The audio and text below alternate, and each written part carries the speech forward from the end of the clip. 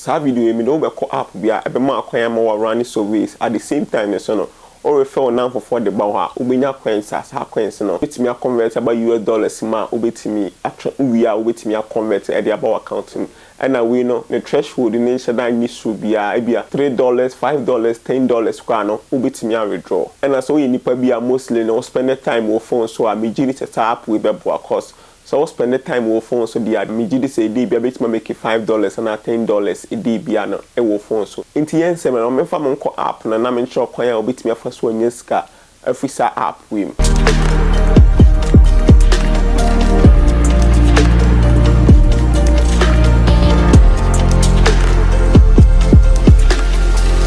inti app na use se ni di ne survey pirate me leave link na dia to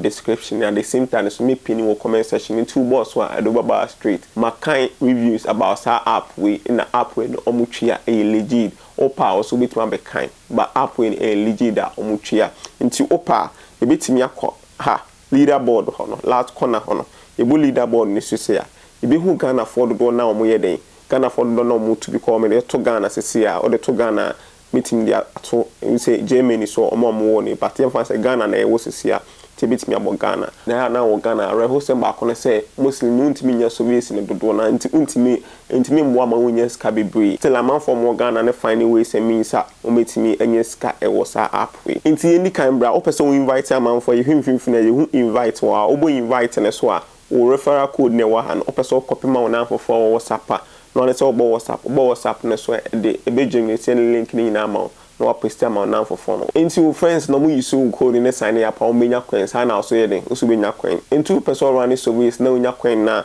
obeba office e be hu premium office e be hu hot office e be hu hot office na the same time so playtime office and na office ni bebre na wa hase no ye wo promo wa hase na wo games and apps and games e wo hase e bia wo correspondent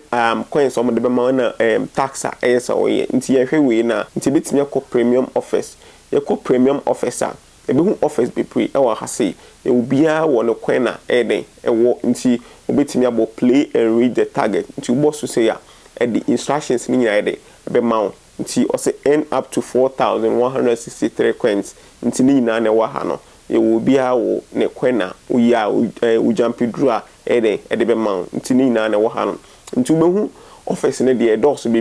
nti e de mbra rewards e ba rewards a ha na wo benya scan nti kwena wo benya no obetimi convert de aye e bia mama fan to Ghana mama fan to worldwide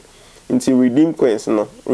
wo Ghana ha ya obetimi convert de akọ PayPal ti be bo PayPal no so ya nti unya 4,200 yen show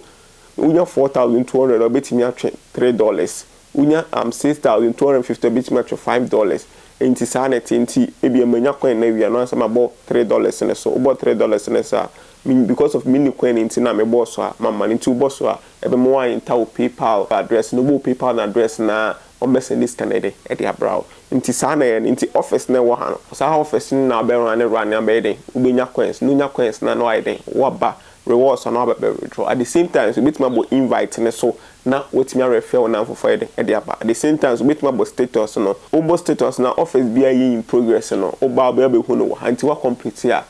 unya complete be in progress in patch ya ase or finding difficulties bia obetimi leave e dia to comment section no na ye hu ha obetimi fa so de be fa so abo ye ho nti wo hwe ha se leaderboard no nti wo hwe leaderboard ne kana for ni padodo na ye den e use app no nti sa na so ye den so betimi use app no e de unity coins de e de ama ho cause wo hwe a ni padodo na use app na mutimi generate coins de e mo metimi convert e de aba US dollars ma metimi a reduce ka no nti mi giri se video be boa ma de bia wo ye bia no obekọ wanim